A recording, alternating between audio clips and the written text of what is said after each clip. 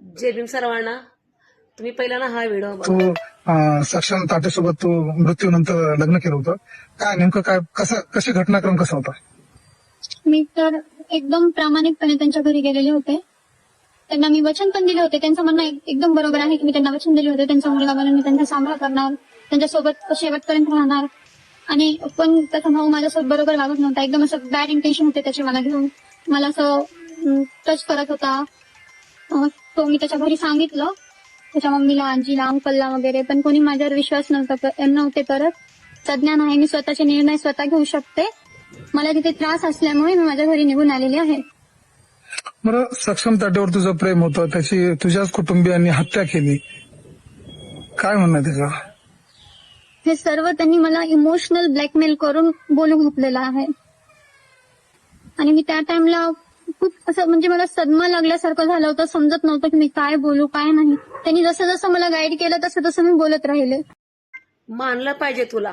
वा रे, एकतर परजातीच्या मुलावरती प्रेम करायचं. साक्षम तो जयभीमवाला होता हे तुला माहितीही होतं, तरी तू त्याच्यावरती प्रेम केलं. आणि साक्षमने घरच्यांनी साक्षमचा जीव घेतला, त्याची गोळी मारून त्याची हत्या केली.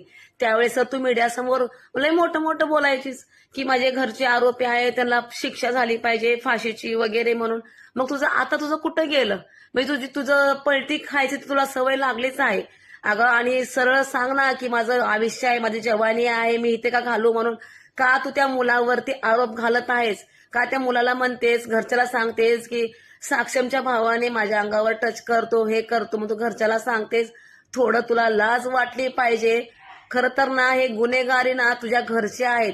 द्यायचं असेल ना शिक्षा तर तुझ्या घरच्यांना दे, समजलं का? आणि ना खरं प्रेम केली असतीस ना तू त्या साक्षमवरती, तर तू ना थोडी तुला लाज थोडी राहिली असती, तर तू तुझ्या घरच्यांच्या घरी पण गेली नसतीच तुझं थोबाड दाखवायला. एखाद्या मुलीने तर जीव दिला असता स्वतःहूनच, पण तू तर ना निर्लज्ज आहेस.